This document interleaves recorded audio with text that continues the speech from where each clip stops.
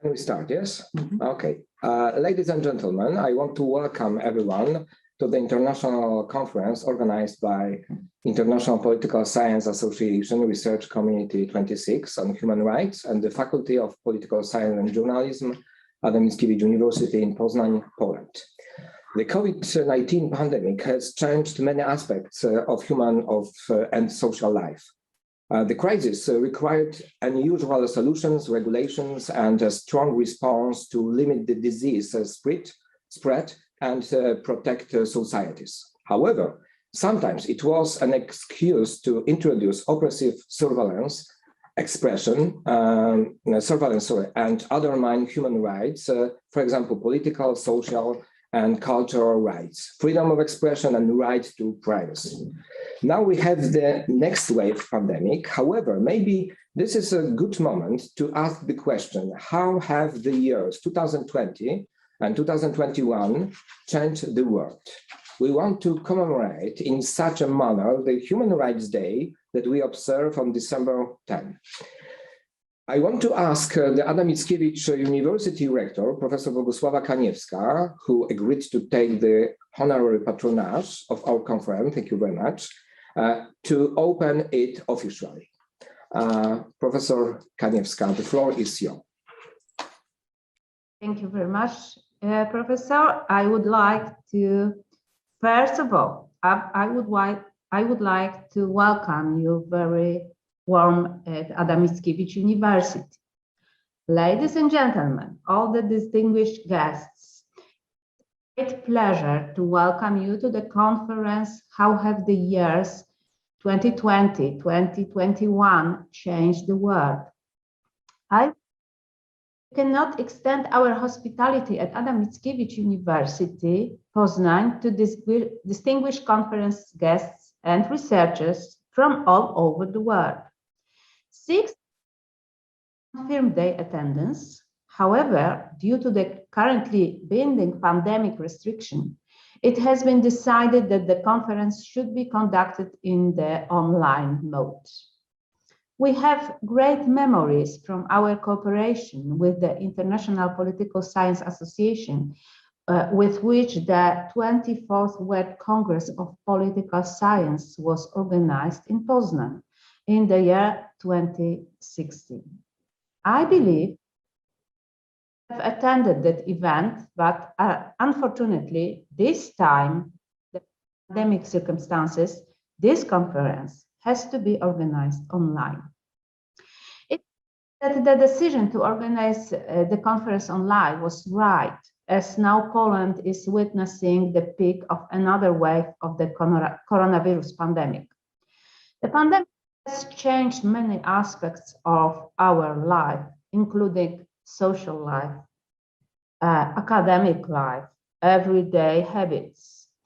The crisis generated by the pandemic and the unprecedented experience that came with it required the use of atypical solution, measures and regulation, and an immediate response by political decision makers in order to limit the transmission of the virus and protect the society at large. The announcement of the pandemic encouraged many states to impose their states of emergency and led to granting new extraordinary prerogatives to governments. Turned out, in certain cases, the state of emergency measures were used as a pretext to introduce various types of restriction and oppressive surveillance, as well as the violation of human rights. At the current time frame makes it possible to form initial assessments of this action. Unfortunately, human rights are being constantly violated in such countries as the Russian Federation, the Republic of China, the Democratic People's Republic of Korea, as well as in some African countries. I'm very sorry to state that recent developments of the Belarus and Polish border also call for reflection. we are very anxious about this situation, and it's really a great challenge for people who are fighting for human rights. Today and tomorrow, you will be analyzing all these aspects. I would like to wish you a very successful conference and extend my very best wishes of health to all conference participants. At the same time, I encourage you to attend other events organized by Adam Mickiewicz University Poznań and to visit or revisit the city of Poznań under more favorable circumstances. Especially, my invitation goes into the direction of Professor Adam Bodnar, who promised us to give a special lecture for the Society of Adam Mickiewicz University. Around the corner, maybe they will be sad, but permit me to convey you my best wishes of Merry Christmas and a Happy New Year. And in this moment, the conference is officially opened. Thank you very much. Thank you very much for these warm words. Now, on behalf of the Faculty of Political Science and Journalism Authorities, I ask Professor Maciej Walkowski, Deputy Dean of the Faculty, to welcome all guests. At the same time, I want to express my thanks to Dean Professor Andrzej Stelmach for taking the honorary patronage of our event. The floor is yours, Maciej. Thank you very much. Ladies and gentlemen, on behalf of our faculty authorities with Dean Professor Andrzej Stelmach, I would like to warmly welcome you at the IPSA RC26 Human Rights International Symposium titled How Have Years 2020-2021 Changed the World? The conference is devoted to current challenges connected with protection of human rights and can be treated as an effect of many successful years of extensive collaboration between leading universities, science and research centers, public institutions, and third sector organizations all over the world. This significant event each time gathers well-recognized scholars, experts, and activists on the discussion about various aspects of human rights, including current and future trends in politics, culture, economy, technology, environment, and society. Let me note and underline that the patronage over this important event was taken by the rector of our university, Professor Bogumiła Kaniecka, who is well known and appreciated for her disinterested sensitivity and empathetic approach to the problem of poverty and social exclusion, as well as caring for the guarantee of basic civil rights and freedoms among our academic community. Undoubtedly, the role and the merit of Professor Jędrzej Skrzypczak and his department members and Dr. Krzysztof Duda as well, the heads of organization committee from our Faculty of Political Science and Journalism at Adam Mickiewicz University was great in this project.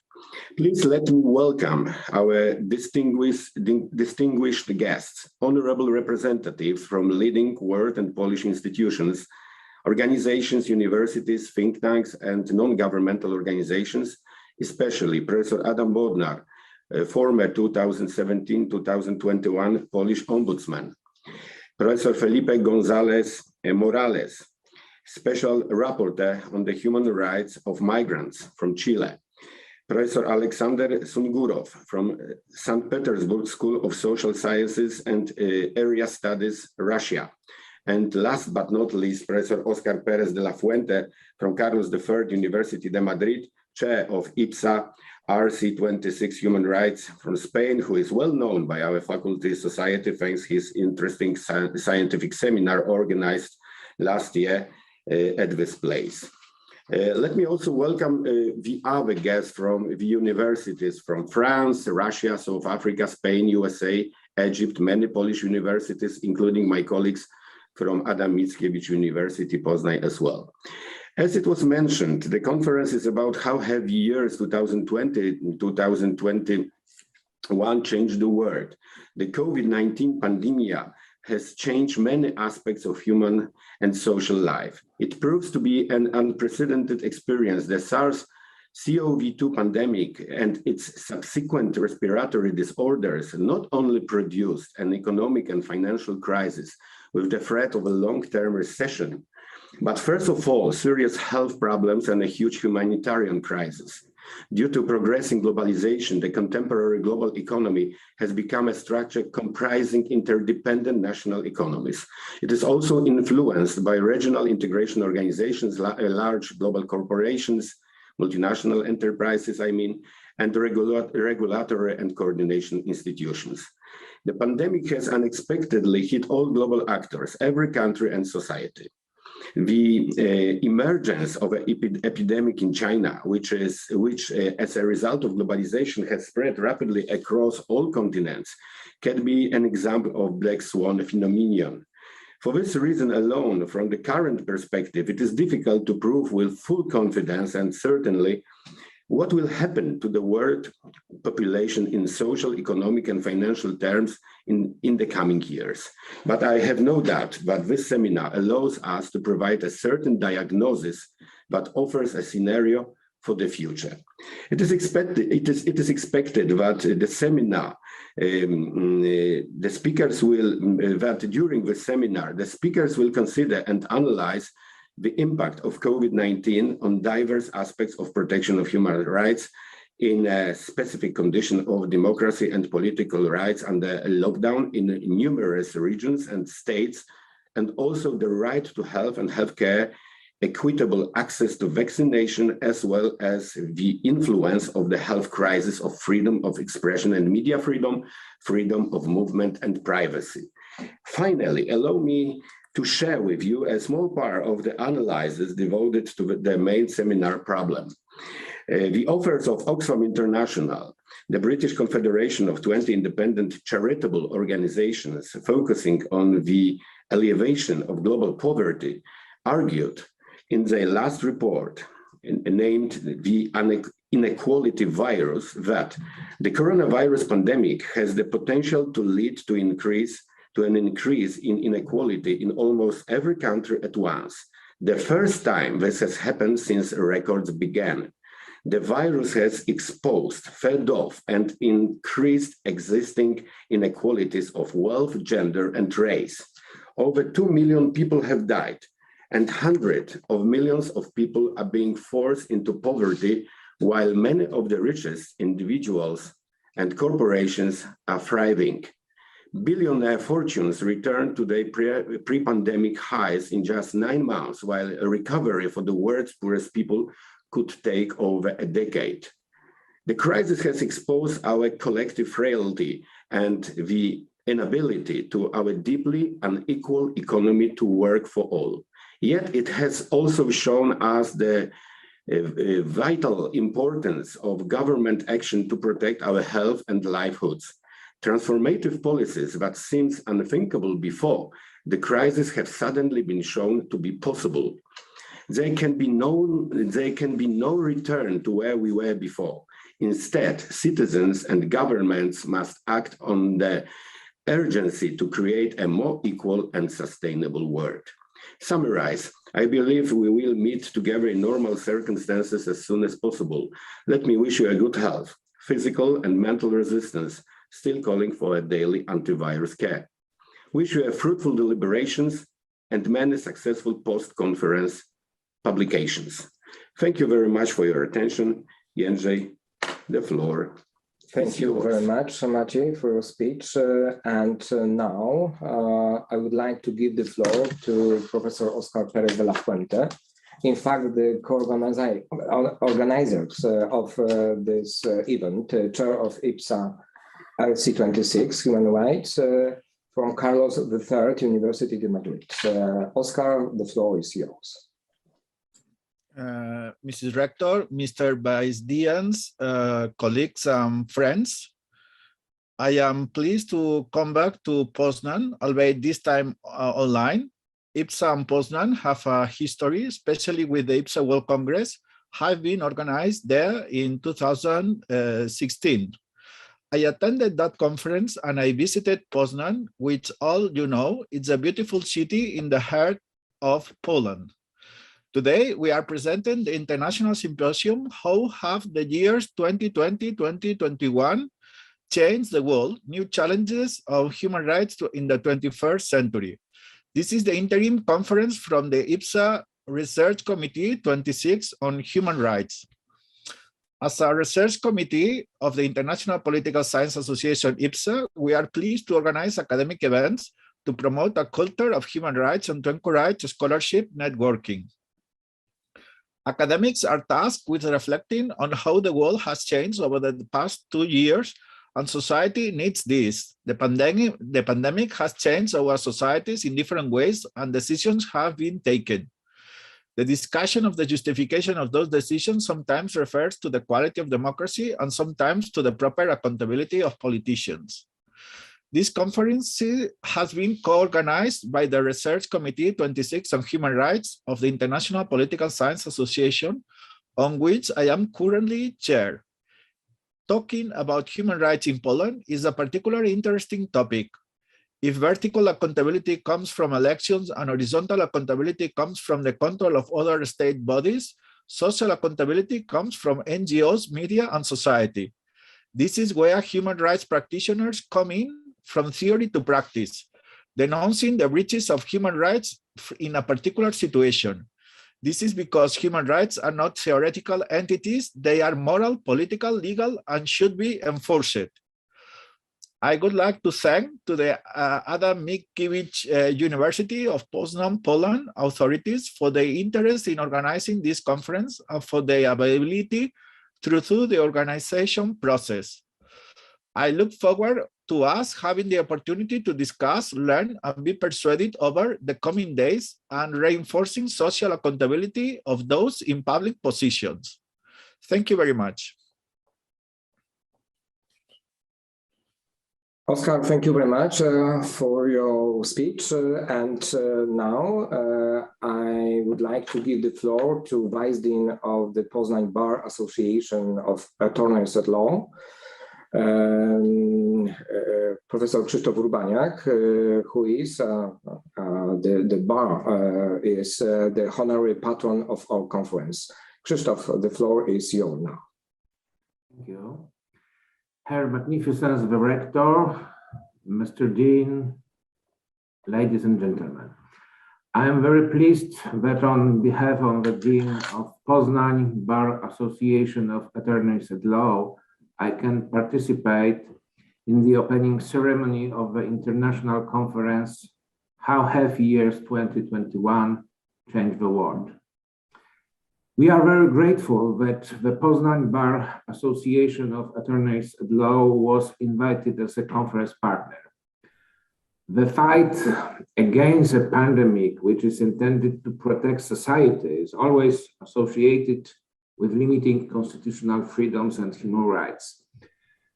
Following the outbreak of the COVID-19 pandemic, a number of legal regulations have been adopted to combat it.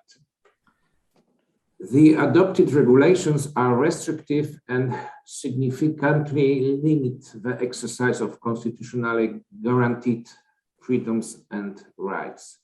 I hope, and even I'm sure, that the conference such as today's one will be a great opportunity to reflect on the scale of the restrictions introduced and to assess the scale of legitimacy of their introduction. I wish you all fruitful deliberations and interesting discussions. Thank you. Thank you very much, Krzysztof. I must add that the patron of our conference is also the Polish Society of Political Science, the Poznań branch. When we planned our event a year ago, we hoped that after many months, December 2021 would be a pandemic-free period. We thought that we would finally be able to meet here in this city, in Poznań, Poland, present the research results to summarize how this period influenced the protection of human rights during subsequent sessions in the lobby, coffee breaks, or maybe even during the gala dinner. Unfortunately, as you know, due to the alarming data on the next wave of coronavirus infection in Poland and Europe, we decided that it will be safer to meet remotely. But we believe that sooner or later we will return to normal life, and we will meet as a part of RC26 human rights community, perhaps here at the Adam Mickiewicz University in Poznań next time. The conference will be organized in 2 plenary sessions and 6 panels, including 2 in the Polish language, with the following topics: democracy and political rights under lockdown, the right to health and healthcare and equitable access to vaccination during COVID-19 pandemic, key human rights during COVID-19 pandemic, and the impact of the health crisis on the freedom of expression and media freedom. All detailed information about our panelists and the detailed conference program you can find on the conference website, Poznań Conference 2021.webfilosofia.com. Ladies and gentlemen, please also be advised that the panels will be broadcast on the Zoom platform. Channels are available to all panelists and at the same time on YouTube. Those channels will be open to the members of the public. Please be informed that the whole conference will be recorded, and we will want to use part of it in video materials after the conference, because we want to prepare a video clip of the event. So please consent to use this recording and your performances and images. And on the end, I want to thank all of you who agreed to participate in your conference and deliver lectures, and also to professors who agreed to take the trouble of chairing individual sessions and fulfilling the role of debaters. Without you, this conference would not have been possible. I would like at this point to thank the entire team who helped me organize this event.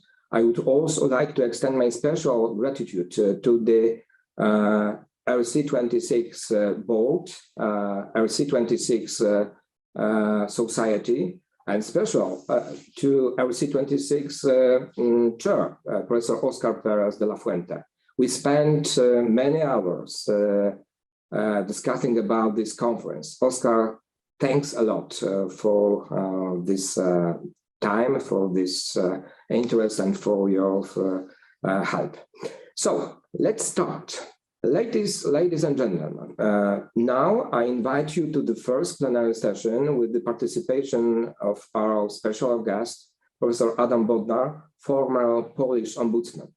I will ask the Vice Dean of our faculty and at the same time, Vice Chair of RC32 IPSA, my colleague, Professor Magdalena Musiał-Kark, to lead this session. I hope that we have connection with Professor.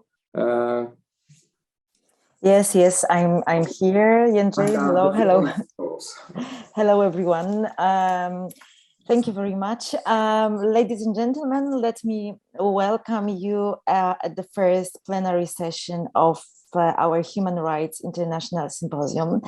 Let me say that I'm really very honored having the opportunity to chair this session and to be with all our distinguished guests. And first of all, also having the possibility to chair the session with our distinguished speaker, Professor Adam Bodnar. Before I give the floor to our speaker, let me shortly introduce the person and, let's say, involvement, activity, achievements of our speaker. First of all, I would like to say that Polish participants for sure know almost everything about our speaker, but our foreign guests, our international guests, I'm sure that they know the person of our former ombudsman, but let me shortly remind the most important, let's say, facts from the bio of Professor Bodnar. He's a well-recognized lawyer, specialist in the field of constitutional law and human rights.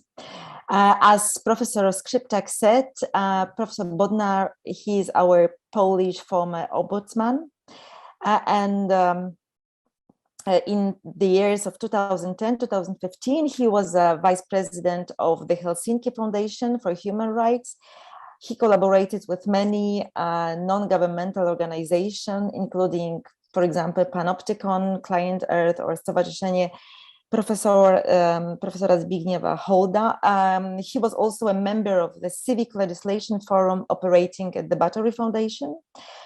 Then he was also a member of the board of directors of the United Nations Fund for Victims of Tortures. Professor Bodnar works at the University of SWPS in Warsaw, and he's known because of many scientific publications, in particular in the field of human rights. Of course, he was honored with many prizes, international prizes for defending minority rights or independence of Polish judges. So concluding, I would like to stress that Professor Adam Bodnar is well known not only as a man of academia, but also, and maybe first of all, as a defender of judicial independence, minority rights, human rights. And for us, especially in Poland, Professor Adam Bodnar has become a significant advocate of democracy, a defender of minorities, fundamental human rights. So, Professor Bodnar, we can't wait your speech, so the floor is yours.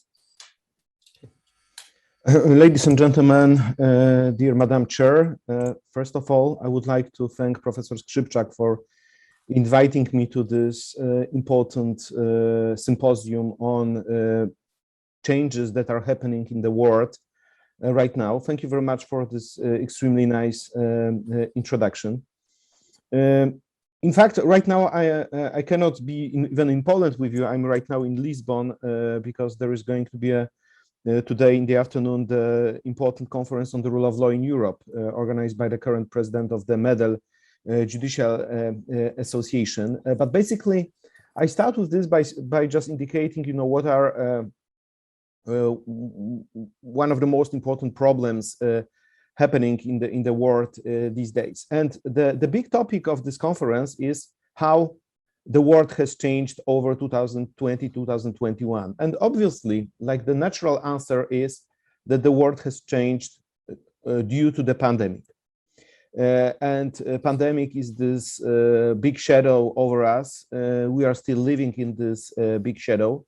But I think that it is important to note that those 2 years are not only about pandemic, that the pandemic had effect on other important changes in the world, but also those changes happened, I would say, respectively of the pandemic. And I mean here issues relating to the rule of law, to the development of new technologies, and to the climate change. So basically, I will talk about those 4 issues: pandemic, climate change, new technologies, and the rule of law.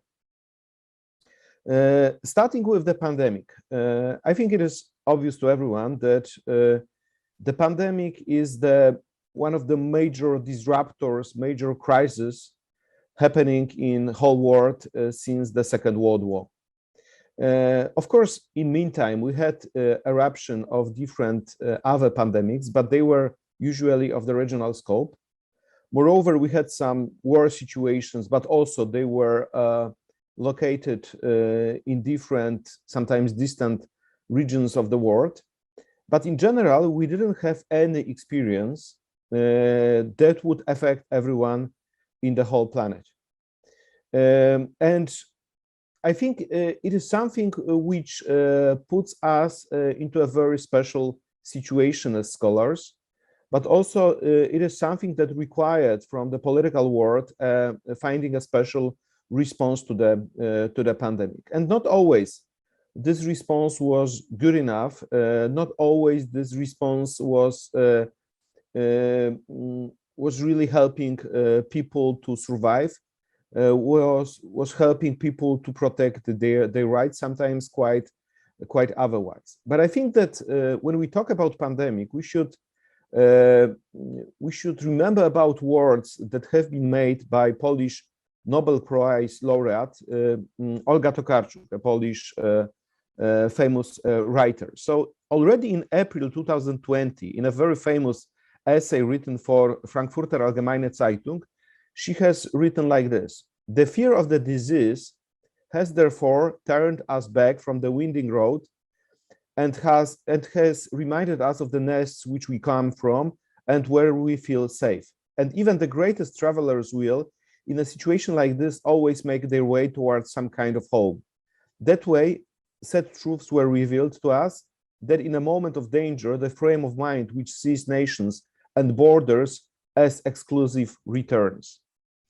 So I think that these words, in my opinion, are extremely important because they remind us that one of the major consequences of the pandemic is stopping the process of globalization, or at least saying to the world, listen, you don't have to develop so quickly, you don't have to commute so quickly, that your homeland, motherland is still important to you, that in case of danger, the primary responsibility lies with particular nation states for the protection of their citizens. But obviously, this return of borders and stopping of globalization has also some negative dimensions because it produces hatred, it produces state egoism, it produces policies that are based on their relevance to the daily lives of citizens of a given nation state, and there is not always enough of energy to produce different supranational or even global responses to the problem. And please look, right now we are living in the world when we have the new mutation of the coronavirus, which is called Omicron.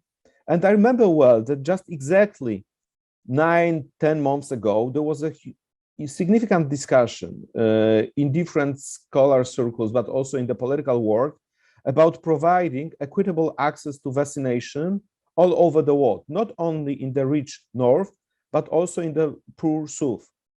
And in fact, it didn't happen. Of course, vaccines were transported to all different regions of the world, but people claim that one of the reasons for the eruption of a new mutation is simply lack of vaccination and lack of accessibility of vaccines in number of countries, especially in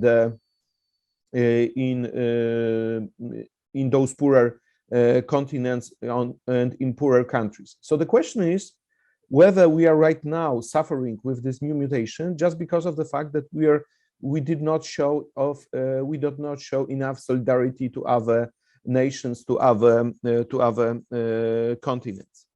But when we are talking, it is just one example, but I think in the context of pandemic, we should remember that the pandemic has meant a lot from the point of view of restriction of our rights.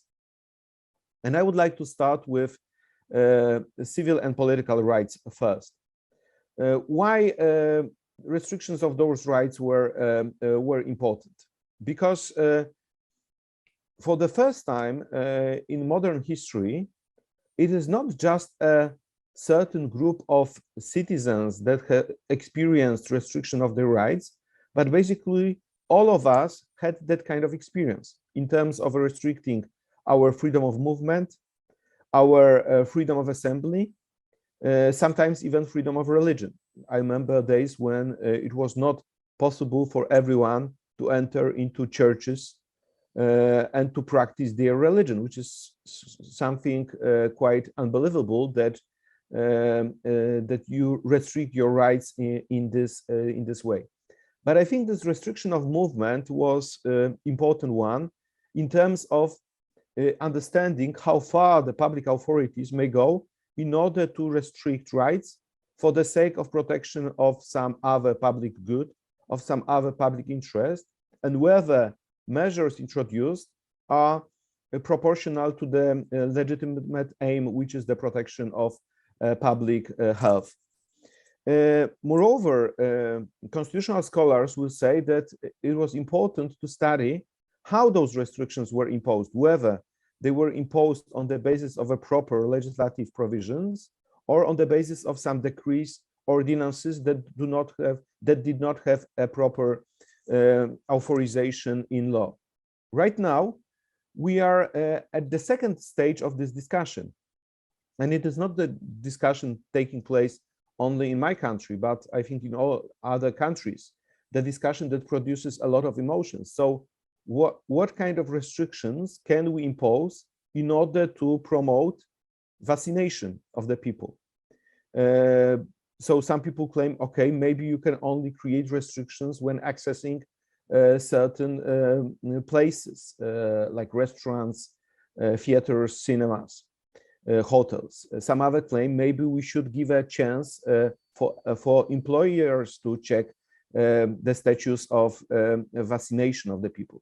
And some other claim, no, let's make a compulsory vaccination for representatives of certain professions or for the whole society.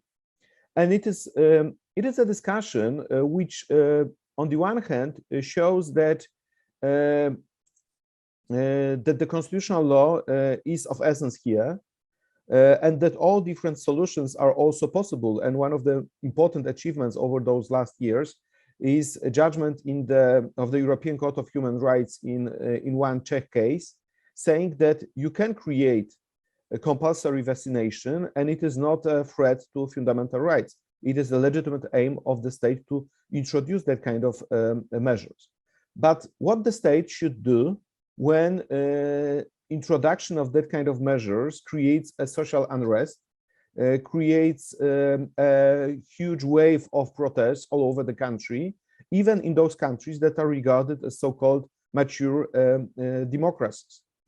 So the question is how to fight for the public good, and at the same time, how not to give additional fuel to those movements that are disrupting the democratic landscape of a country, how not to enrich with that kind of measures populists. And I think it is a very important discussion taking place right now. And finally, I would add that one of the methods introduced by governments is the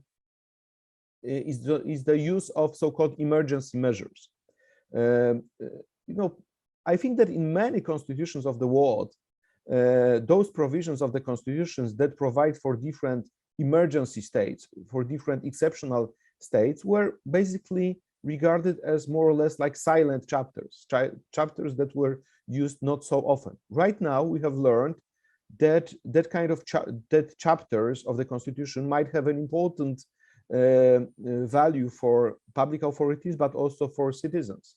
So first of all, they could be abused by authorities in order to achieve some political goals. And we had experience of this because the non-introduction of the state of exceptionality, state of natural catastrophe, has been used in order not to delay presidential elections in Poland. And basically this whole discussion around presidential elections created a lot of public controversies and problems with accountability of state organs. But I would like to say that from the point of view of citizens, what was even more painful was that the authorities have used all different kinds of regulations adopted in this special time in order to restrict people's freedom of assembly. So we remember a lot of scenes when demonstrators have been treated brutally by the police and when the demonstration have been dispersed. So I think that, so the general trend, I think, is, and there are different reports by VIDEM Institute on this, by International IDEA, that the state of emergency and this emergency situation has created a possibility for authorities to abuse it for the purposes of the concentration of power. And basically it happened especially in those countries that were not fully democratic. So basically, they used the opportunity in order to strengthen their state power vis-a-vis citizens, and at the same time, they have restricted access to public information concerning different news concerning coronavirus. But when we are talking about civil and political rights, we shouldn't forget that what is at stake here really are social rights, and especially the right to health.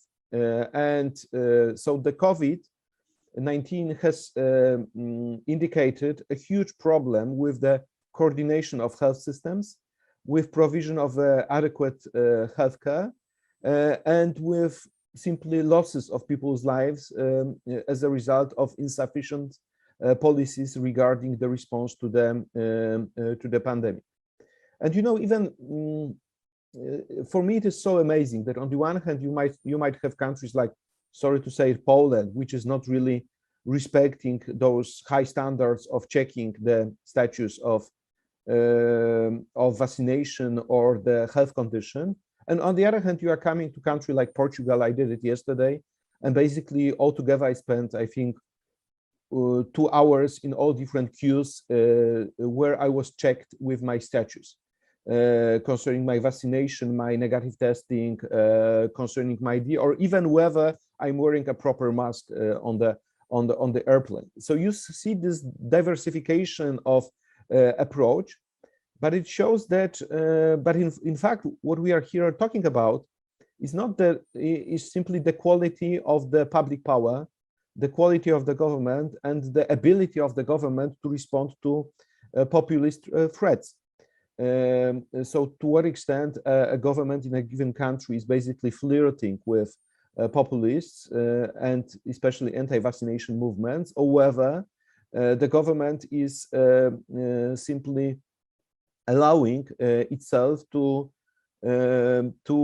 sacrifice number of human beings for the sake of some daily political winnings. And here we come to my last point in the context of coronavirus, which is the situation of vulnerable groups. So sometimes when we are talking about this problem, we do not notice how painful this pandemic has been to vulnerable groups, like persons with disabilities, like women who are stuck somewhere at home and cannot fight against domestic violence, like people who are homeless. If you are homeless and there is a lockdown introduced, then simply you don't have any shelter whatsoever. And I think that there were a number of abuses of rights concerning those groups, and there was lack of special attention to needs of those different groups. I think that sooner or later, all governments all over the world will have to face some kind of a public accountability mechanism of checking what was the policy during the time of the pandemic. I think that everybody is waiting for this moment when we will be able to say that, yes, right now it is over. Right now we cannot expect any further wave of the pandemic. But I think that we shouldn't just go forward, but we should think about methods of accountability, because if we do not take lessons from this whole crisis, then it means that this sacrifice of so many people was not important to the functioning of our democratic systems. And I think, if you are looking for some ideas for your research, I think such topic like methods of public and political accountability for the pandemic and for the negligence of public authorities, I think it is one of the most important issues.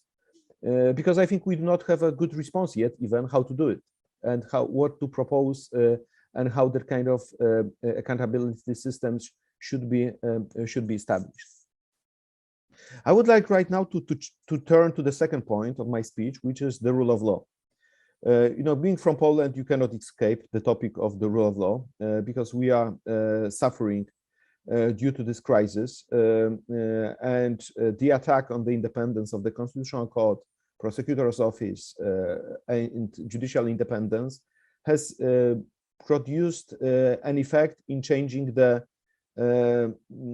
political system of Poland. In some of my papers, I have argued that right now the Polish political system could be characterized as a system of competitive authoritarianism. I have used a theory by Stephen Levitsky and Lucan Way to basically analyze all different conditions happening in Poland in light of the benchmarks indicated in the book by those two authors, by Levitsky and by Lucan Way. And I claim that we have this system because of existence of at least two benchmarks. First one is the use of state resources for political purposes in a discriminative way, so in a way that is promoting the incumbent at the expense, at the cost of opposition parties.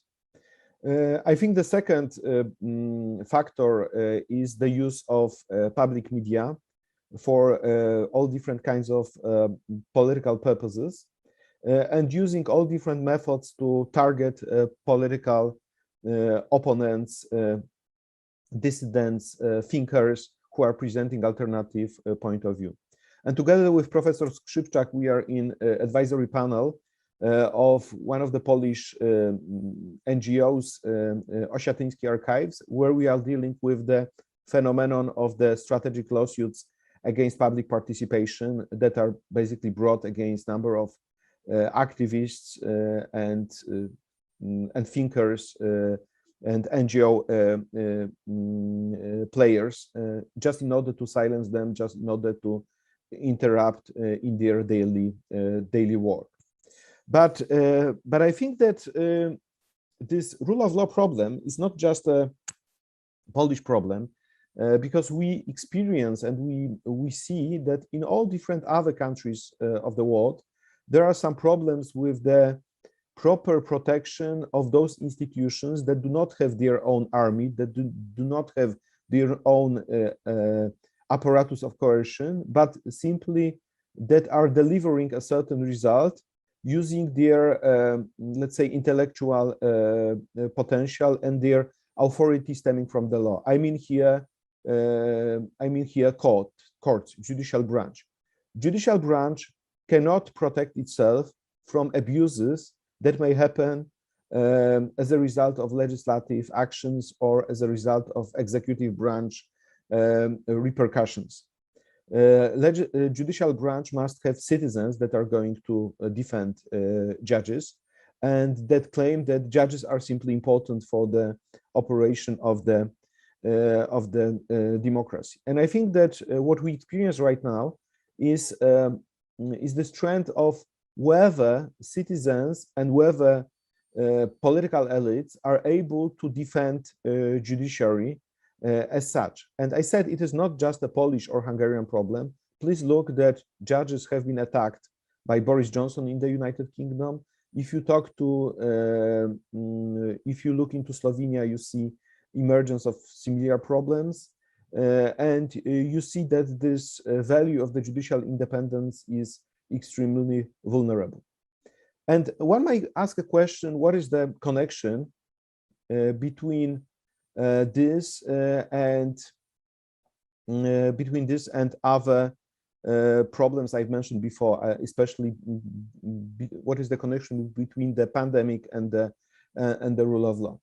I would say that the first and very obvious connection is lack of accountability for any abuses that have been committed by state authorities during the pandemic. So if you are violating rule of law standards, it means you are creating a system of inaccountability for abuses of your state power. And we had numerous examples in my country of that kind of lack of accountability.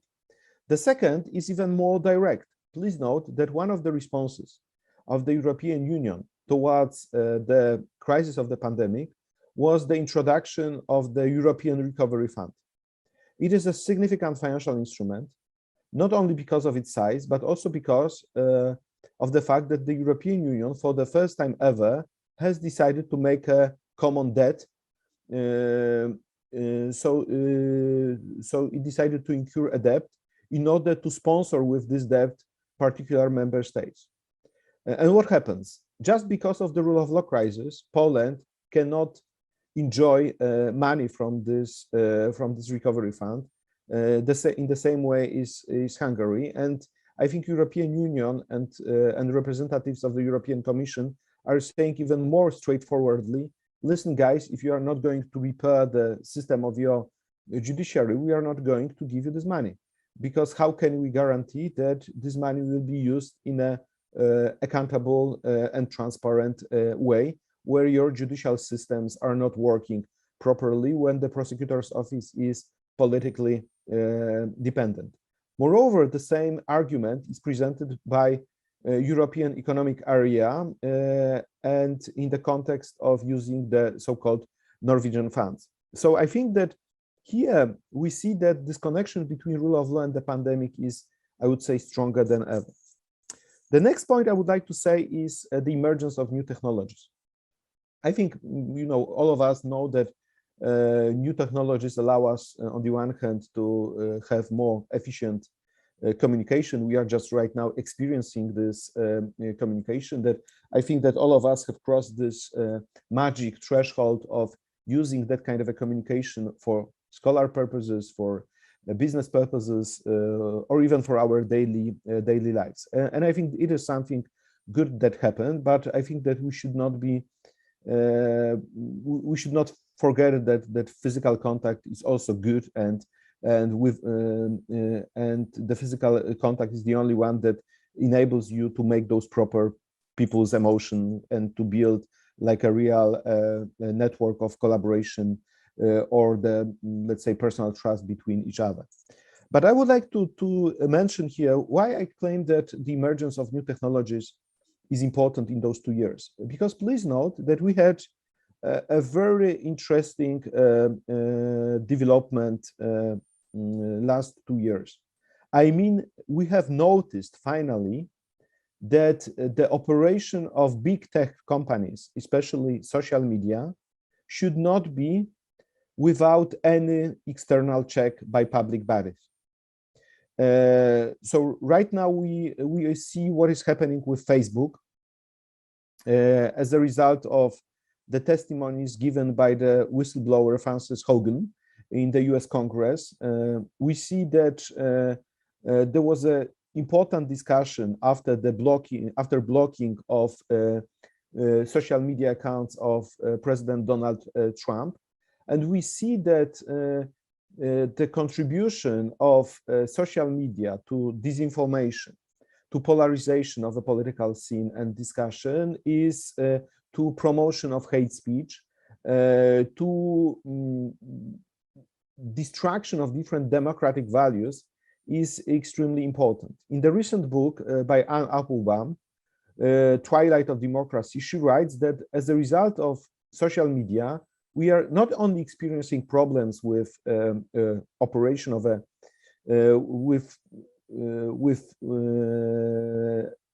we do not only experience problems of hate speech addressed towards us, but we are experiencing a threat to the whole whole democratic system. And so now the question is, what should be the response? In my opinion, the response should be the creation of public accountability, a legal accountability of big social media for abuses. So creation of some kind of control mechanisms. And I think that the EU package, so-called digital services package, is a step in a good direction. I think that also maybe it is a task for the competition authorities to deal with this this enormous power of social media and big tech giants.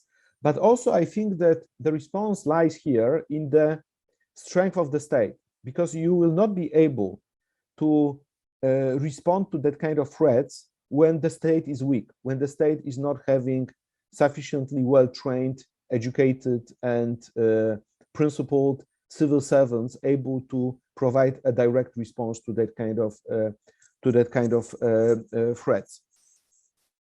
Please note also that during the last 2 years, maybe it escaped your attention, but we have faced something, some interesting process, and maybe I will just give it as a footnote to my speech.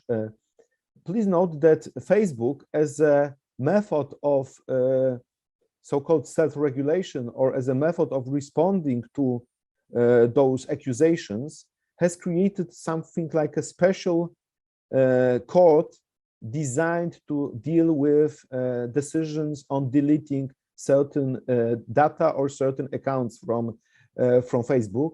This special court is named Oversight Board. And I think it is also interesting from the point of view of scholars to look what is the relationship between the jurisprudence of this Oversight Board and the jurisprudence of typical supranational courts. Please note that if you look into the membership of this Oversight Board, it is not just a fake body. It is not just a body that is created in order to make some kind of a superficial adjudication of cases, but it seems to be like a real body with comprehensive legal opinions produced on the basis of different cases submitted to it. And this reality happened just now. It is just last 2 years when we have seen, I think, altogether 17 judgments issued by this Oversight Board. So I think it is also quite so the question is, at the end of the day, whether we'll go into some kind of a self-regulatory, maybe based on the blockchain technology, method of accountability of big tech companies, or whether it should be the role of the state bodies, especially those powerful bodies like the European Union, in order to make a control over big tech companies. And just to connect the new technologies with coronavirus, I think it's obvious to everybody that the spread and the emergence and the power of social media contributes to spreading the fake information and misinformation concerning the coronavirus. I think despite all the effort which is taken by those media, by social media, this information simply is spread. And finally, the fourth point, climate change. I think that during the first year of the pandemic, climate change was, of course, on the agenda, and different policies were created and produced, including the Green Deal by Franz Timmermans, or preparation of new COP summit.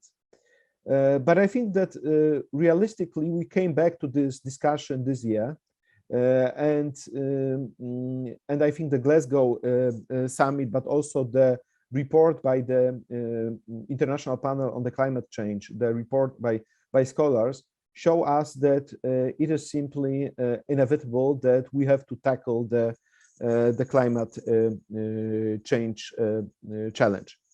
And for sure, we see here that this discussion is having a huge impact on the world of political decision making.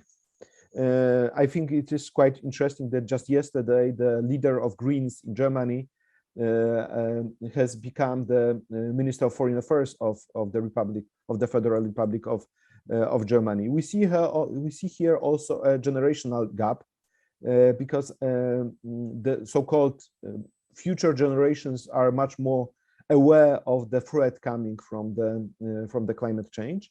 And also we see a very interesting phenomenon, especially to me, which is the rise of so-called climate change litigation. That courts in different countries, in the Netherlands, in Germany, in Australia, in the United States, are more and more frequently used in order to present an alternative, saying that it is not just a question of politics, it is a question of human rights, that we are having, we should have a right to live in a clean and healthy environment, in a climate that is simply unchanged.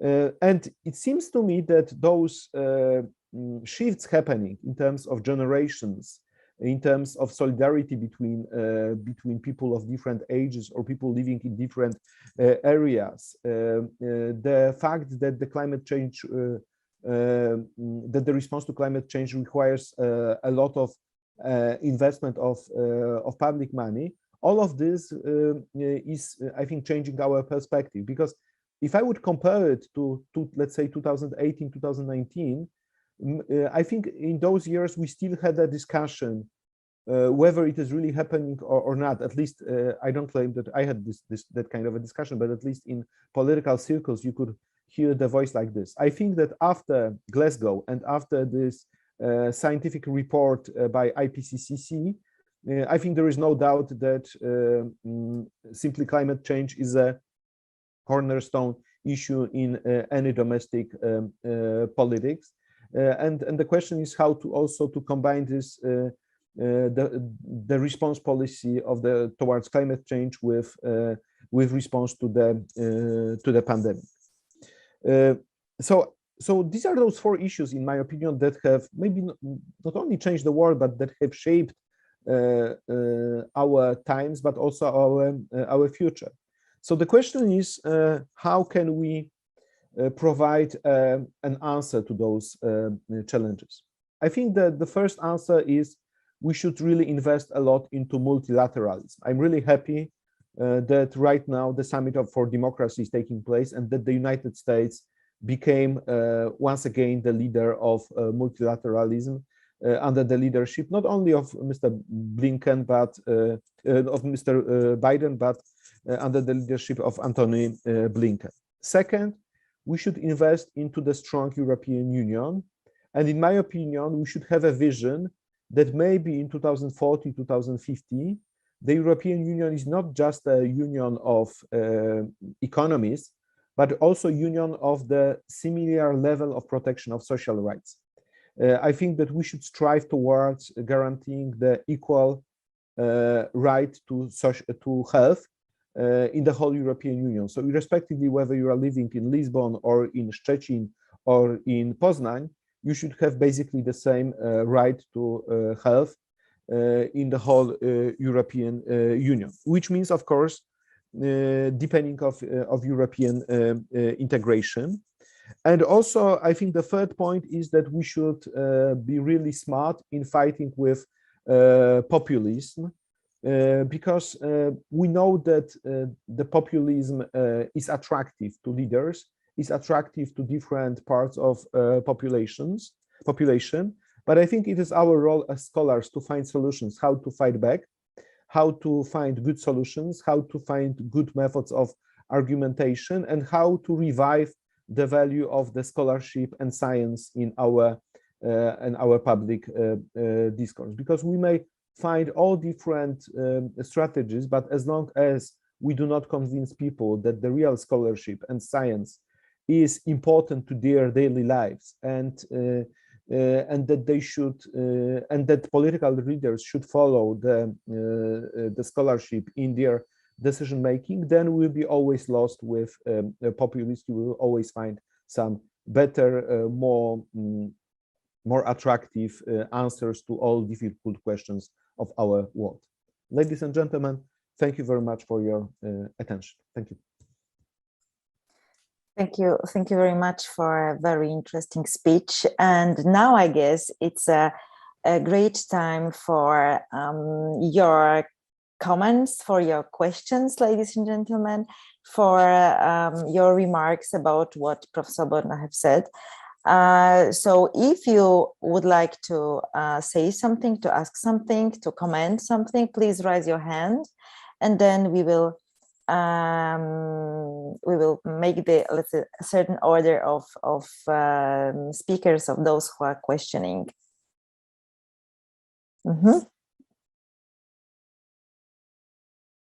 Okay, so before the next questions will be posed to Professor Bodnar, let me ask something from my area, because I'm dealing with elections, with electoral processes, and of course we all know that when pandemic has surprised all the international community, many countries were in the process of preparing elections. Also Poland, of course, we know the first very bad experiences with organization of electoral process in Poland, and with the all postal voting reform failed, and then the next announcement of elections and so on and so on. So I have a question, because I'm sure that you were observing the elections in many countries, and what do you think, do the countries, if we may say so, passed the exam related to organization of elections during the first waves of pandemic? Because of course now when we are organizing elections, it's much more easier,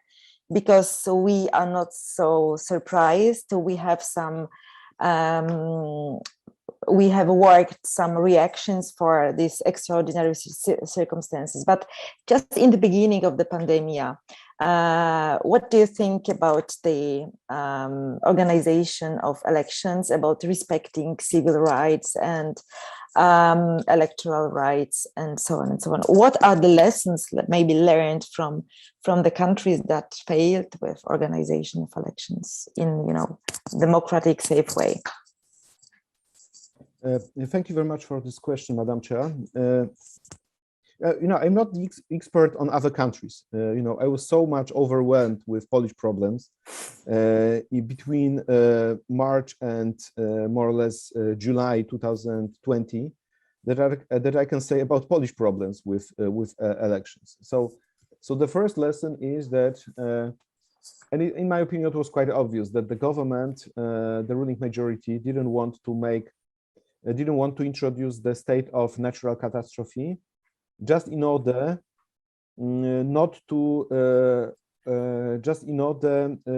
prolong the date of elections. So I think the first lesson was that the government wanted to, let's say, use the opportunity when Mr. Duda, the president of Poland, was popular, in order to secure winning in elections. So I think it was quite well tested and evaluated that Mr. Duda as president has a right to speak, has a right to present himself in different public places, while other candidates have only the chance to do it over the internet without any presence physically in all different places taken down by a lockdown. So that was the first lesson. Second lesson was that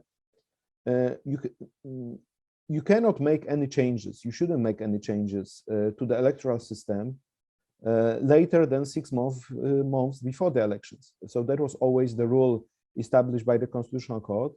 And at a certain point, we had so many changes concerning the new electoral system, including provision for this all postal voting, that it became a little bit like a mockery of thinking how you can do it in such a speed fashion without violating any other standards.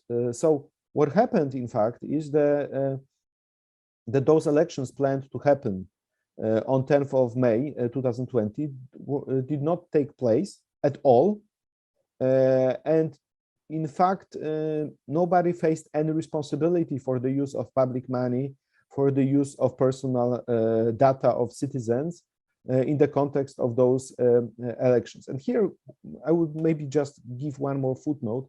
One of the cases I was doing was the appeal against the decision of the Prime Minister of Poland to transfer personal data of certain citizens, and also a decision to compel, to order the organization of elections without a proper legislative provision allowing for this. So basically, what Prime Minister did, he made some actions, he made some orders on the basis of, in fact, provisions that were quite unclear.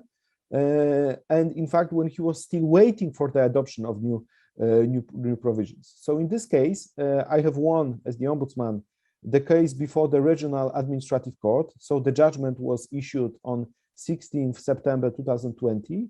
And what is quite interesting that, you know, we have already December 2021, and there is no judgment of the Supreme Administrative Court yet. Why?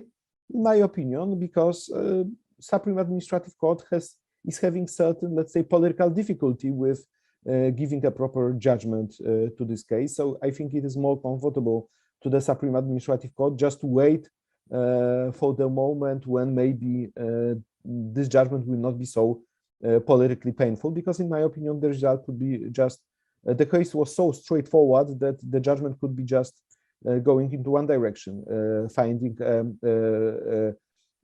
obvious manifest violation of law by Mr. Prime Minister. And the third, I think, problem was organization of elections after this date of 10th of May. So please note that at this moment, what was violated was the right of passive vote, which means that people that wanted to compete as candidates for president were not on equal terms with respect to each other. So all different shortcuts, legislative shortcuts that have been created as a result of adoption of different laws did not allow for the equal competition between candidates in elections. And in my opinion, you might have a lot of doubts concerning the organization of elections taking place on 28th and June, and it was the first round, and on 12th July 2020, that was the second round.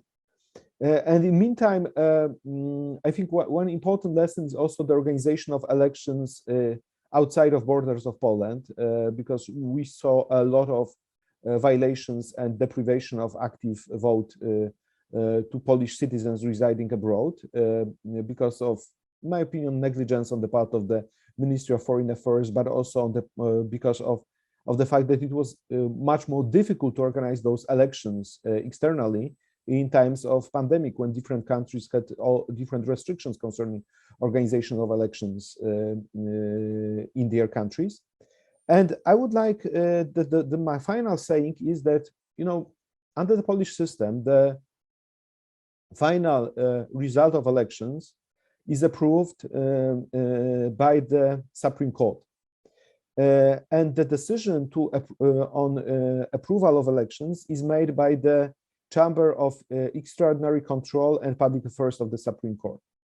But interestingly, it is the chamber that has been fully created and fully appointed by the National Council of Judiciary in its new composition.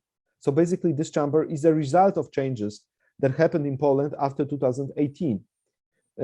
So you have a body that has been politicized, which is later on deciding on the validity of elections.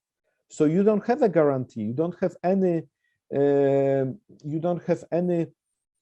surety that the decision which is made by this chamber is in compliance with the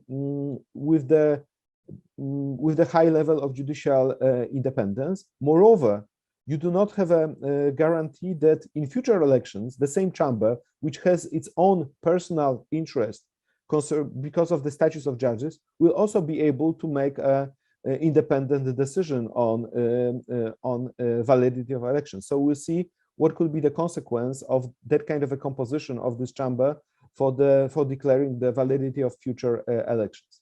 And as a final point, I would like to say that the Polish elections were subject of monitoring by OSCE ODIHR, Office for Democratic Institutions and Human Rights of OSCE. And the report of ODIHR stated that there was undue influence of public television on the result of elections. So because of this, we cannot say that candidates were competing on equal basis. And it seems that President Duda was treated more favorably by the public television than his competitors in elections. Thank you very much. And just commenting what you've said, after the election, the second turn of elections, me and my colleague from University of Bydgoszcz, Kazimierz Wielki, were making a quantitative research on those who were voting abroad in Poland, and we were sending a form, an enquete with questions about the violations of voting in terms of different principles. And yes, all the doubts regarding the process of giving the votes and transparency of the process and so on and so on. Yeah, they were that the results confirmed all the things you were talking about. Okay, so thank you very much once again. And there is Professor Jędrzej Skrzypczak who wants to ask the question. And I know also that Professor Łukasz Zamęcki from Warsaw will be the next person, because he sent me a message in private that he would like to ask something. Okay, yeah, Jędrzej first, and then... If I may, I'm sorry, because I have a privilege of the organizers of this conference. However, we have so interesting keynotes. So I would like to ask you about some cases from Poland. I'm sorry for question, however, about Poland. However, I think that these three cases have the international background. First of all, I mean about the situation of migrants of Polish and Belarusian border, and the Polish policy on this case, according to international law, and also to the Polish constitution. And my question is, what is your opinion from your ombudsman soul about this case? Second is about also this border. Sorry, I didn't get which case. Once again, just. I mean about situation of migrants. Okay. On Polish-Belarusian border. And second is the question about the same border, however, situation of journalists. Paradoxically, CNN of BBC were broadcasting not from Poland, from Belarus, because maybe you of course know, however, I don't know our guests from other parts of the world, that since early September, journalists have been unable to report from 3-kilometer wide area near this border. And the last question is about decision of Constitutional Court, last decision, especially from November 24, about relationship between Article 6 of the Convention of Protection on Human Rights and Polish Constitution. According to this decision from November 2021, this Article 6 is inconsistent with the Polish Constitution. So my question is, what is your opinion about the future of cooperation between Poland and Council of Europe based on this convention, which are fundamental of human rights in Europe? Okay, these are very fundamental questions, and each of them requires quite a comprehensive answer. So for the sake of time, let me just give some basic remarks. When it comes to the Polish-Belarusian border, of course, the policy of the Polish state is violating different human rights norms, which is the prohibition of pushback procedures. A second, lack of humanitarian assistance and access to medical help to people that have crossed the border. And third, lack of recognition of the right to submit motions for international protection for everybody who is crossing the border. So instead of listening to these people and checking their status, Polish state is making regular pushbacks at the border. I think that, and I have written a text on this for Politico magazine.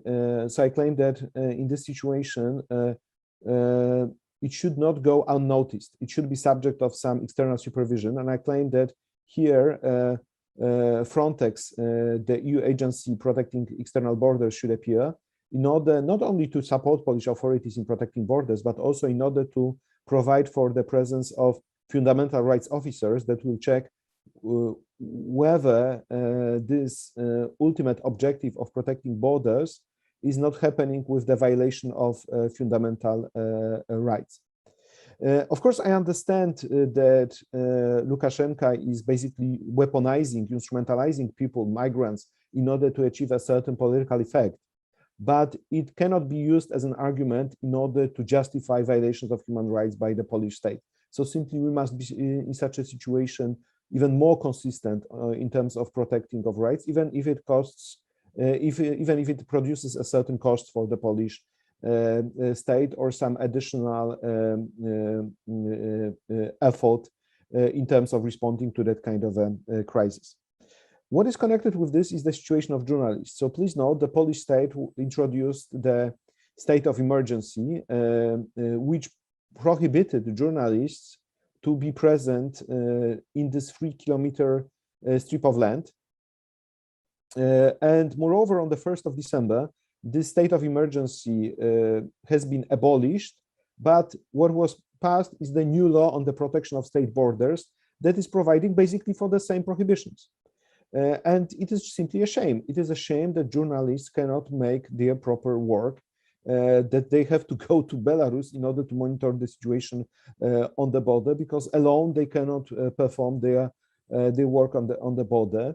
And once again, in my opinion, we are experiencing the weakness of accountability measures of the Polish authorities, because in fact you do not have a remedy against this. If the authorities pass that kind of a law, and if there is no independent constitutional court, then simply you don't have any remedy to counteract this. You are the only remedy is the reaction of the public opinion, is the pressure, is the international reaction, and that's it. So basically, journalists in such a situation are at the mercy of authorities, whether they will be allowed to enter or not.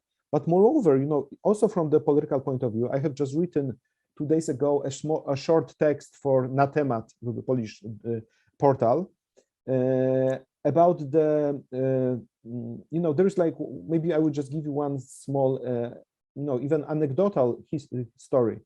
So we have 2 parliamentary deputies, Mrs. Jachira and Mrs. Zielińska, who have decided to establish their parliamentary office in Białowieża. Białowieża is a small city in this 3-kilometer strip of land along the border. They have registered this office in the chancellery of the Polish parliament. So if you go to their website and to the website of the Polish parliament, same, you will see that the Białowieża and the address is indicated there. The problem is that they were not allowed to enter the zone. So they were 3 days ago, they have been stopped at this 3 kilometers borders zone. They have been stopped by the police and they were not allowed to enter. So you have parliamentary deputies who are establishing their parliamentary office in the strip, but they cannot enter this place. I think it's extremely interesting story from the point of view of the limits of the parliamentary mandate of elected representatives. So I think, you know, we are facing the problem when the government is saying, sorry, we will not allow anybody to enter, and that's it. You don't have any remedy against this. And the final point of Professor Skrzypczak concerning the judgment of the 24th November 2021 concerning European Court of Human Rights. You know, Poland with this judgment is putting itself just next to the Federal Constitutional Court of Russian Federation. You know, we had that kind of judgments coming from the Russian Federation saying we will not obey with judgments of the European Court of Human Rights. And it seems to me that the government has just now imagined, created like the new remedy in order to achieve some political effects at the cost of the international at the cost of the supranational adjudication of cases. So I can imagine that in future any similar cases may happen and will be decided by the Constitutional Court whenever Poland is receiving some wrongful to its interests judgments from the European Court of Human Rights. I think that the response of the Council of Europe is good and is interesting, and please look at this. Yesterday, the Secretary General of the Council of Europe has decided to start a procedure under Article 52 of the Statute of the Council of Europe, claiming that and seeking clarifications, what is the relationship of Poland towards the European Convention on Human Rights. Why I claim that it is a good response? Because it happened for the 4th time in history that the Secretary General is using that kind of a procedure. I remember that with respect to Poland, that procedure was initiated more or less 10 years ago, 8 years ago, as regards the, no, a little bit more, as regards the CIA rendition flights and CIA rendition program. So, so when the Secretary General is using that kind of a procedure, it shows that we have a really another big international problem, not only with the European Union, but also with the Council of Europe. And once again, I think my role, I think our role as scholars is to say loudly what does it mean for Polish citizens, that as a result of that kind of actions, as a result of that kind of judgments of the Constitutional Court, Polish citizens will be deprived of their right to submit their cases to the European Court of Human Rights. And this court was always very important to Polish citizens. Thank you very much for the question. Thank you very much for the answer. And now it's time for the question from University of Warsaw. Professor Łukasz Zamęcki wanted to ask something. Also, our speaker, Professor Zamęcki, if you are still with us. Thank you very much. Yeah. Thank you very much. First of all, thank you for the possibility to be with you. It's a great pleasure, and thank you for this keynote speech of Professor Adam Bodnar. Very insightful, very interesting. Thank you for that. I would like to ask somehow regarding the question of Professor Musiał Kark with Professor Adam Szymański, who is also with us today at the University of Warsaw. We are working on a kind of project on de-democratization in the times of pandemic, COVID-19 pandemic. We are also studying the reports of the Office of the Ombudsman, Polish Ombudsman. So thank you for that. It was very, very helpful, Professor Bodnar. I would like to ask the question about your opinion, maybe not about the facts, but about the opinion, taking into consideration that you somehow, I understand you agree that we can observe democratic backsliding last years in Poland. Would you try to somehow assess if the pandemic and the management, public management during the pandemic, I mean this administratization of criminal law, this kind of hybrid state of emergency, the lack of legal certainty during the pandemic, and a lot of issues like executive aggrandizement, the speechless parliament, less, let's say, speechless parliament. Would you try to assess if the pandemic somehow changed the track of this democratic backsliding? Maybe it catalyzed the democratic backsliding, or maybe because we could observe that in some countries the COVID-19 pandemic even stopped some de-democratization processes in those countries. So I would like to ask about your assessment, how this pandemic changed the quality of democracy in Poland. Thank you very much. Thank you. Thank you, Professor. I think, you have, by making this question, in fact, you have mentioned all the major features, like, as you said, the speechless parliament, abuse of emergency measures, violation of different rights in the context of pandemic, or lack of transparency. And I can only confirm this, that all of this happened, and I think that some of the processes that were unbelievable before simply happened. In my opinion, if you look like very broadly at the pandemic, I think the most important moment was the 10th of May 2020. So this non-organization of presidential elections. It happened for the first time that after '89, that simply elections were just not organized without any real proper administrative authorization for non-organization, on the basis of decision of some politicians that have decided that, okay, so let's make it in another date. And we didn't have, and we are not talking about just elections to some, I don't know, local council when I don't know, the Electoral Commission got drunk, and because of this, you couldn't organize elections in some municipalities. But we are here talking about the organization of the most fundamental elections for the democracy, which are the presidential elections. Moreover, nobody faced any accountability for this fact. We know that the public expense for those elections were more than 30 million euros. So it has been checked by the Supreme Audit Chamber. So that is the first, and the second point, I think, is I think we should, in the context of pandemic, we should think about civil society.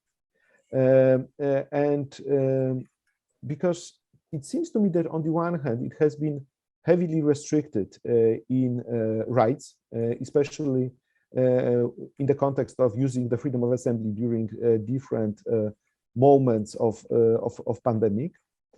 But on the other hand, I would say that we are, each of us is so much overwhelmed on a daily basis with fighting against the pandemic that we do not have a proper energy and resources in order to create an alternative response to the governmental discourse. So when the government is able to change the messaging, the discourse almost any day, we are not only disrupted by the rule of law problems, by not only disrupted because of problems with the protection of LGBT plus rights, women's rights, but also because of our daily suffering due to the pandemic. And I think all of this contributes to the democratic backsliding, that we got accustomed to different new violations, to different pushing of barriers that existed before and are not now not relevant any longer. So the question is, okay, what is the next point, and whether the moment of elections in 2023 will be a moment of a proper accountability of authorities for all those negligent actions. I think it is a big question mark, but my feeling is that even the opposition political parties are not taking enough of reflection as a result of all those violations and mismanagement of funds or negligence on the part of authorities. So I think that 2022 will be decisive from the point of view of getting closer to citizens, but also creating different methods of accountability for everything that happened over the last 2 years. Thank you.